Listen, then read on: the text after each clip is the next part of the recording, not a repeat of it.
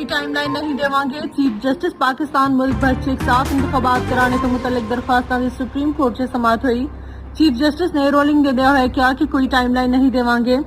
तफसीलात के मुताबिक मुल्क भर च एक साथ इंतखाबात कराने तो मुतल्लिक दरख्वास्तां दी समात ईद उल फितर दी तातीलात दे बाद अज दोबारा शुरू हुई।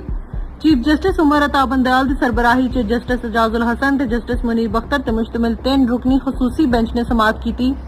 अटारनी जनरल मंसूर उस्मान ऐवान ने अदालत उज़्मा च पेश होकर हुकूमती मौक़िफ़ पेश किया, जबकि पीटीआई के वकील अली जफर, पीपल्स पार्टी के वकील फारूक एच नाइक की दरख्वास्त गुजार वकील शाह खावर, पीटीआई रहनुमा महमूद कुरैशी ते फवाद चौधरी भी अदालत च पेश हुए।